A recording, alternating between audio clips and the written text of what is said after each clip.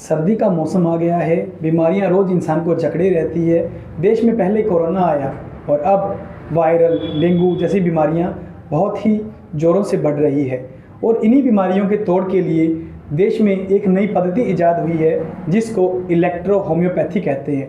आज हमारे साथ चर्चा के अंदर हैं डॉक्टर रुस्तम, जो हमें इलेक्ट्रो होम्योपैथी के बारे में बताएंगे। डॉक्टर साहब, स्वागत है आपका बहुत बहुत। जी नमस्कार, थैंक यू। डॉक्टर साहब, एक चीज़ बताइए, हम मोस्टली क्या होता है जब भी कोई बीमारी होती है हमारे इलाके में आसपास में जो डॉक्टर है हम वहीं जाने का प्रेफर करते हैं, तो उसमें इलेक्ट्रो होम्योपैथी के लिए कैसे सबसे पहले हम एक जाए कि हमें पता लगे इलेक्ट्रो होम्योपैथी के डॉक्टर के पास जाना चाहिए? जी देखिए, इलेक्ट्रो होम्योपैथी भी अन्य पैथियों की तरह एक कंप्लीट पैथी है।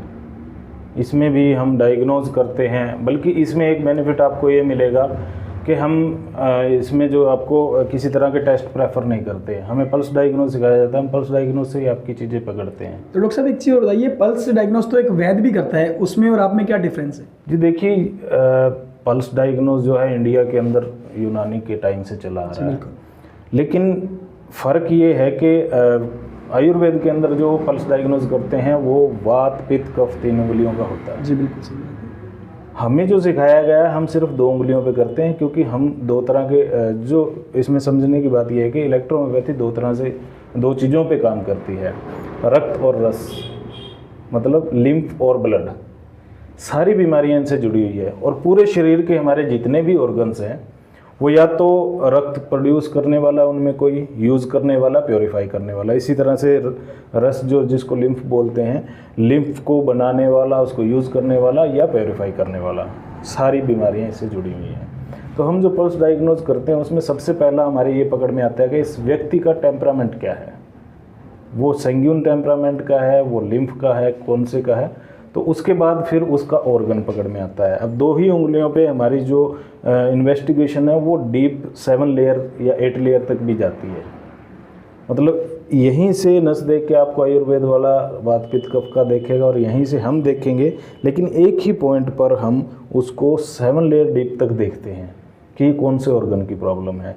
और जब ऑर्गन की पकड़ आपको समझ में आ गई कि इस ऑर्गन में प्रॉब्लम है, फिर उसके सिम्टम्स मिला के देख लिए जाते हैं कि उसके क्या क्या सिम्टम्स होते हैं। ठीक है डॉक्टर साहब, ये बताइए इस पद्धति को ये कहाँ से आई है?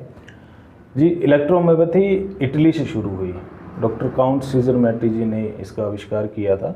इस पैथी ने इटली में भी और उसके बाद सभी देशों में और ख़ास करके भारत में भी बहुत ज़्यादा प्रगति की है।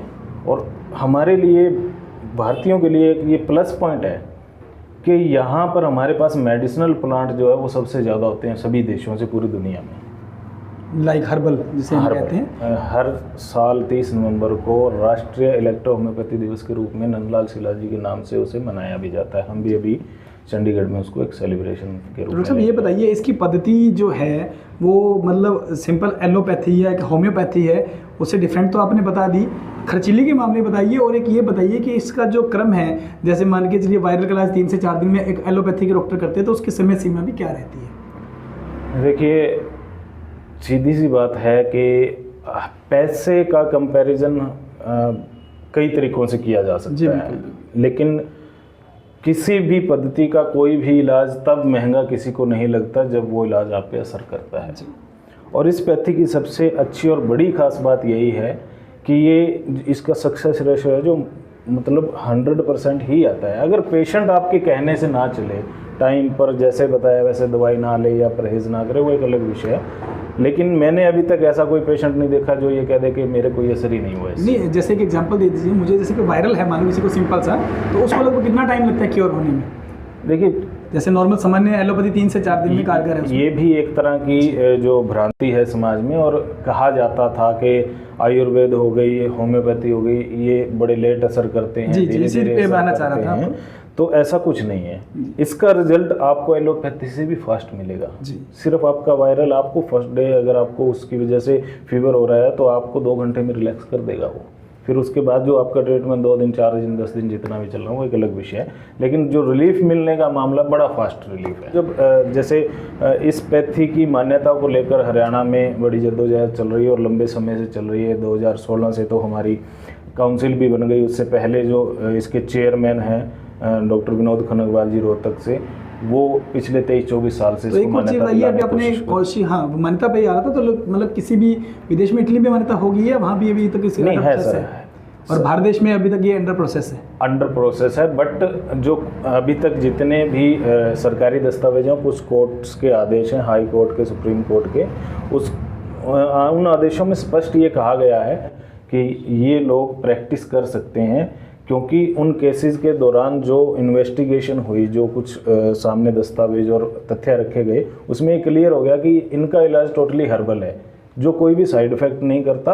तो काउंसिल की तरफ से कोई इसकी जो पढ़ाई है, डॉक्टर साहब ये और बता दीजिए कि कई लोग जैसे अब आरएमपी डॉक्टर होते हैं, तो इसकी पढ़ाई कोई 4 साल, 1 साल या 5 साल से प्रॉपर है, या किस वे में ये जाती है? जी, बाकी डॉक्टरेट जो डिग्री होती हैं उसी हिसाब से इसकी BEMS जो बैचलर ऑफ इलेक्ट्रोहोम्योपैथी मेडिसिन है, वो 4 से 4.5 साल की है। उसके बाद इसकी MD भी होती है, इसका डिप्लोमा भी होता है। आखिरी सवाल से लेते हैं कि डॉक्टर रुस्तम से अगर आपने मिलना है तो कहाँ मिल सकते हैं? अपने घर से ही शुरू किया मैंने 6-7 महीने पहले। मेरा घर लॉर्ड शिवा कॉलेज के सामने, ठाकुर ढाणी बोलते हैं। मेरा नंबर है 9354905223।